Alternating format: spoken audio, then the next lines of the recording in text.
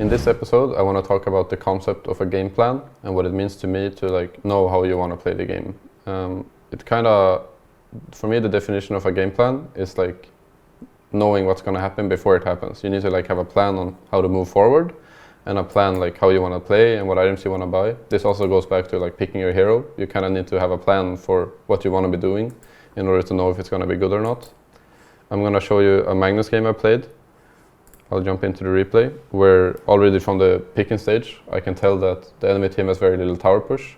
It's very hard for them to play aggressive on us. So I know my game plan is going to be we want to like sit back and outfarm them, because they have heroes that are strong to fight in the early game, but they're going to like scale off later.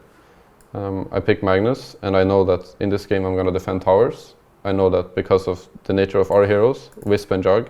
Jug is very hard to gank. He can spin and become magic immune, right? So people tend to like not really trying to kill this hero. I know our Wisp is pretty easy to gank, but he's going to play safe and farm jungle, so he's going to play like very defensive on the map, which means that it's hard to reach. Especially for the enemy team, they have kind of slow heroes like Faceless Void and Kunkka, who they don't really move around really fast. They're not going to be heroes that get like blink early into the game and like smoke on you in the jungle and stuff. So already here, I know like the items I want to buy is probably I just want to tank up in the early game. I'm buying right now is Ring of Protection to get armor against Venge, who does only physical damage pretty much with the wave and the buff from agility. This hero is mostly just going to do physical damage to you. And also Void, who's going to try and hit me a lot, so I want to like tank up more in the lane. I think mangoes are really cost-efficient items. A lot of people buy Ring of Regen in the early game, but if you look at the cost, mangoes, if you buy 3 of them, is 1.8 HP regen for like 210 gold. And this one is 1.5 for 175. So without doing like the precise math, it's like the same amount of HP regen for the gold. And mangoes you can also eat for mana. So because I don't want to buy mech or anything in this game, I don't really want to buy Ring of Regen. So I know I want to get HP regen because it's going to be like a slow trade lane. Void actually has a Ring of Regen, but he probably doesn't need the mangoes. So that's why I buy this item. You can also see in my quick buy, I queued up like, okay, I queued up way too many bracers. But at least I'm going to buy a couple of bracers, because I know, like I said, I'm going to be the one getting ganked. I can expect, like, looking at our heroes, probably at least when Kunkka is like level 6 or 7, he's going to TP bottom and try and kill me, because that's like the only thing he can do. He can't really run into our jungle and kill Jug or Wisp. I don't think that's going to happen. So he can farm, but he knows that we're going to like win on farming, so he wants to go bottom and kill me. My game plan this game, like I said, is just defending towers and making sure my carry is farmed. It might sound like it's very simple, but you need to like think of how you achieve that. So I know because I'm going to be fighting, I need to buy items that let me fight. I also need to make sure that my 2 carries are farming all the time, which means that I can't also be farming. I need to play aggressive. Skipping forward in this replay, you can see that I think we even win the lane. I think we do pretty well. Regardless, you can see the Kunkka is doing very well. I think he will win mid against Wisp. So you can see already at 3 or 4 minutes, Wisp is just farming jungle all the time. He's just completely not even laning anymore. And at this time, somewhere here, they try to poke. You see Darkwill and Kunkka, they run in there and try and ward, they try and kill him, but it's like not really leading to anything. I think even if this guy getting X or something, it's very hard to kill him when he can always tether away to creeps, and he has a Helm of the Dominator, he can always like tether away. It's really annoying. Somewhere around this point, if I remember correctly. Yeah, I jumped a little bit too far. Here, I want to show you. So from my vision, I see the Kunkka is mid, you know, like he's killing our wave, he's pushing our tower. But it's way too early for me to go and defend this tower. If I would TP in right now, he would just probably come and kill me. Instead, I know I want to play like as aggressive as possible in my lane to force their heroes to come on me, so they can't like spend time chasing and trying to kill my Wisp. You can see me and Rubik is trading. Unfortunately, I wasn't aware that Darkwill is coming, but it's like the same concept that I want to bring heroes to my lane, because I'm not the hero that needs to get farm and levels. It's my other 2 heroes. I think my Rubik dies. I even get ganked by this DD Kunkka, and I die. I've managed to kill the Venge. But even though all this happens, it's not a big of a deal, because like we're already spawning. I don't even think we miss a lot of creep kills. And during this time, my safe lane instead managed to kill their offlaner, who's starting to fall really far behind. My Wisp is just farming, and like we're not losing any towers. So my game plan is kind of being completed. I'll skip ahead a little bit, it's maybe like 11 or 12 minutes. Here, at this point, you can tell that they've gotten our top tower, which is expected. When Void leaves the safe lane to go push our tower, it's really hard for us to defend. Like I said, we just want to be farming. and they start pushing our mid tower. So immediately I have a bunch of strength items. I'm like 1500 HP. It's pretty hard for them to kill me. I run over and I pretty much just plan to sit here until I die, giving my team as much space and possible, time and space as possible to farm and get a lot of items. I think we managed even to take their mid tower, which is really good. I mean, we're winning this game pretty hard. And you can see this time. This is like my first big timing in the game as well, that I have my blink. So right away, as I get my blink, I tell my team, go fight mid. Like, I tell them, we can win this fight, I have RP. We go bottom. Okay, now we start running mid. Unfortunately, my jug is a little bit hasty. But even though I get a Freeman RP, we kill these people, I think they reload him out, they're gonna come back and clean up everyone. And at this point in the game, like the enemy team has kind of lost their timing. We won our first team fight. My carry, my Wisp has an Orchid, my jug has like a Manta. My farm doesn't really matter, but I'm still pretty farmed. And in order for them to win, they would need like a lot more time and items, because now we like hit our timing. So yeah, that was like the game plan for this game. Some game plans, I think you need to aim more for the late game. You need to like understand at what point you can fight them or not. In this game, I know pretty much that when my jug and my Wisp is like level 12 and I have my blink, that's like our timing. So that's the game plan that I'm like aiming for. In this replay, I want to show you, I'm playing Centaur, and I want to talk about how to create a game plan for myself. I know already in the early game, looking at the heroes, I'm laning against Disruptor Morphling. These heroes have a shit ton of harass. This spell he's gonna put on me like 24/7, and he buys a bunch of mangoes. So I know that I just want to tank up and have a lot of regen. I don't even buy Quelling Blade in this lane. I think Centaur already has really high attack damage. And Morphling as a hero is like one of the strongest heroes at last hitting in the game. So if you counter that by buying a lot of damage, if you can deny against him, the hero is like really, really sad, since his strength is the last hit. If you can beat him at like his own game, he doesn't really have anything. I'm already quick buying Bracer. I'm probably gonna buy like 2 or 3 Bracers, because I just want to tank up as much as possible.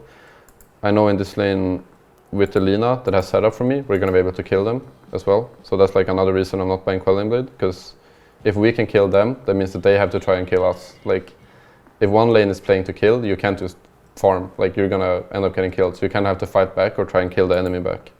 Some games, of course, like maybe I'm playing against Faceless Void and we don't have a stun, we're never really going to be able to kill them, but then he also can't kill me. So that's like a fair trade, we're just going to farm. Against Morphling though, it's really hard to only farm, because he hits really hard. Level 1 is not that bad, but once he gets like level 3 and level 5, he gets so much agility that you need to be killing him. Even now level 1, we're going for some crazy dive, not working out unfortunately, so this wasn't that great, but well, at least I get a career kill. But you can tell just by this lane that we're just constantly fighting. I'm just gonna keep buying Bracers, keep buying HP regen. I'm not buying Quelling Blade. They're gonna get really pressured. I think we're gonna kill them a lot of times if I remember correctly. Linus is trading here, we go on Morphling, he dies, you know, we keep trading, blah blah blah. Everybody's dying. I think at this point, if you look at last hits, this guy is really sad. He's getting really pressured all the time, because I just have 20 HP regen, 2 Bracers. Every time I get next to him, I spam my W. There's no way he can like stay in this lane. I think he even dies here again. Even though he's like strengthening up, it's not gonna save him. So like my early game plan, I think is complete. I won my lane. Looking at the heroes, I want to buy Hood, because they have so much magic damage. All 5 heroes pretty much only did magic damage. So that's why I buy the Ring of Health as well. I think sometimes you can buy this item like and then go Blink, which is fine, but you don't really want to do it unless you plan to buy Vanguard or Hood afterwards. But in this game, because we have such a good game and I'm so far ahead, I don't think like I need to rush a Blink. I can finish the Hood no problem, but I do know I need to buy a Blink later, because they have all these like escape heroes like Bat and Void Spirit and Morph are very quick and hard for me to catch. And even if I would like try run at them with Stampede or something, they're probably going to be able to dodge my spell without a problem. I know in this game, because of our heroes Nature's Prophet and Ricky, we're not really heroes that want to farm like jungle all game. We're not like some Terrorblade or Spectre that's going to want to sit back and farm. So that's like another reason why I buy Blink, so that we can play aggressive and make moves. The enemy team has like very little tower push. They have very greedy heroes. I think Batrider, for example, is like a hero that's not greedy in the sense that he's like a strong, weak laner, I mean. But because we have no save for him, like if the game would go to 40 minutes and it's completely even, that means that every time he lassos somebody in my team is just gonna die. There's like no play around it. But instead we have other tools, like we have a lot of bursts, we have a lot of team fight with Phoenix. My Rick is gonna like invis around with diffusion and kill people, so I know we can play aggressive without a problem. Skipping what's happening in the laning phase now, if I jump ahead, I think to 12 minutes something, I just finished my blink. And if I want to buy blink, pretty much the only thing I do before getting my blink is to farm my blink. You don't really want to be fighting too much if you can avoid it. I stay in this bottom area even after we take the tower. I don't really give a shit if my like Naturus is dying or if my Rick is dying, because I know that as soon as I get my blink I can make moves and I can have impact. If I try and like, let's say I try and TP top and try fight them, I'm just gonna like do nothing because my hero is so bad without blink against the heroes. As soon as you get your blink, I think another good thing to do real quick is just to call for a smoke gank. It's very simple, like the enemy team is not going to expect it. In this case we just kill Earth Spirit, but it's better than like getting your blink and then showing it on the lane and then they're going to be scared anyway. Because of this kill I think we can also pressure, we get another kill, we pressure mid tower. It starts like the pressure from our team instantly instead of waiting for something else to happen. So pretty much the early mid game is going really well for us. I can show you my game plan for the mid game, or like the later parts of the game. It's pretty much that I just want to sit in trees and I never want to show. And the only farming I'm going to do is by farming jungle. So you see, I TP to this tower to try and set up a Morphling. Unfortunately this guy's playing like a little bit too safe. I think here he's walking out and I'm asking for TPs from my team. But nobody is ready to TP in, from at least Lina, and Ricky could, but he's not listening to me unfortunately, so that didn't happen. But all you want to do when you play these blink heroes, like you're playing Centaur or Axe, when you have the potential to one-shot enemy people, like the biggest strength you have over them is that they don't know where you are on the map, so they always have to play scared. But if they're always playing scared, they're not farming, so you're gonna like win the game. So eventually they have to show or do something. So what you want to do is just predict where they're going and try and like hide in the trees and be ready to jump them whenever they show up. So like, basically the game plan for this game throughout the entire game is that I just want to hunt, I want to make sure that we're ahead. Looking at our team, like we're not going to like win by just farming, so I want to make sure that the pace is high, that we push a lot of towers with Nature's Prophet. We're going to win team fight with Phoenix. Me and Ricky can control the map with like Invis and Blink. And we want to make sure that we try and like end the game or have a really big lead once we enter the late game. To give one more example of me just how I play with my Blink as well, is that skipping ahead under this one period, you can just follow my movement on the map and see that I'm never showing on any lane. And now we get another kill here. So we kill this battle at the top, and as soon as we get this kill, I know probably somebody in their team is gonna go bottom and farm, because they saw me top and they're like, oh look, Centaur is top, bottom seems pretty safe.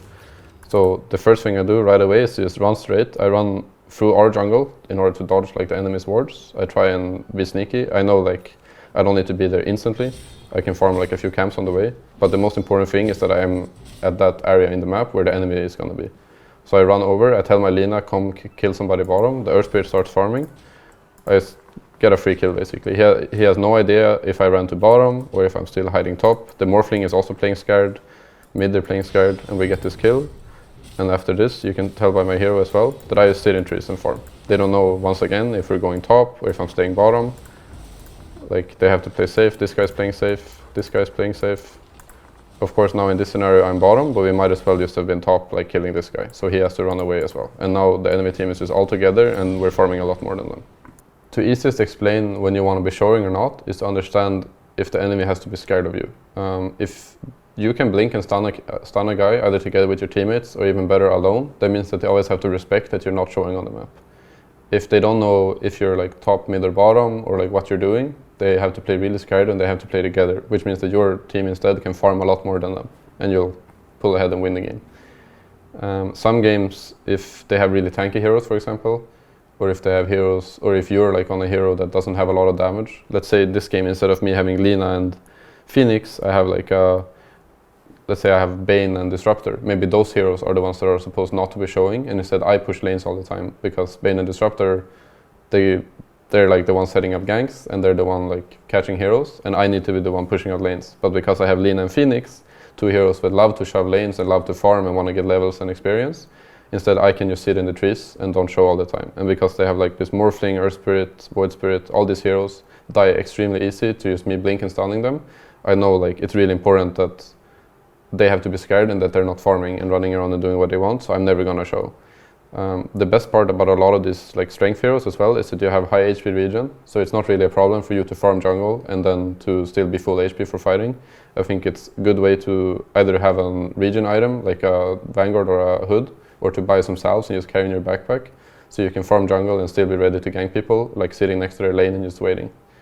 I think to summarize, it's just like if they have to be scared of you, don't show, and if they don't care if you're showing, just push lanes. In this replay, I want to show you how I set up a game plan for a game when I have two farming cores that I know are not going to like join the game, but I have two supports that wants to play really aggressive with me. So I'm playing Pangolier against a Juggernaut, which is really good for me. I can jump away from his spin. I know it's like going to be a safe lane for me. Maybe he's pretty strong at like last hitting and farming, but at least I know like I can probably be left 1v2, or I can like do what I want and I'm not going to die.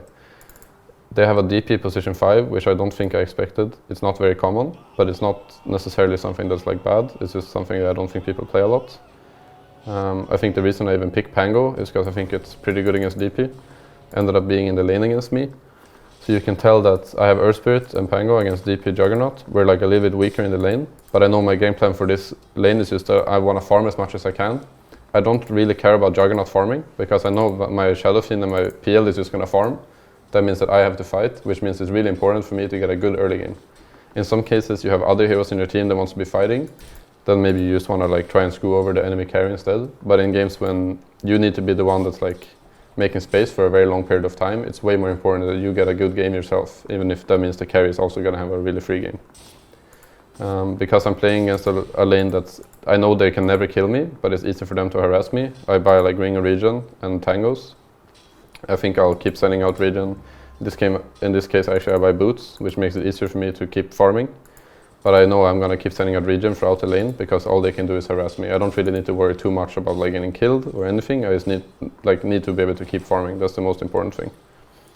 Another thing to think about is like if your support is gonna rotate out from your lane, or if it's gonna gank. If I look at the top lane, I think this lane is pretty easy to gank. Lich Earth Spirit can like kill Chaos Knight together with Phantom Lancer, no problem.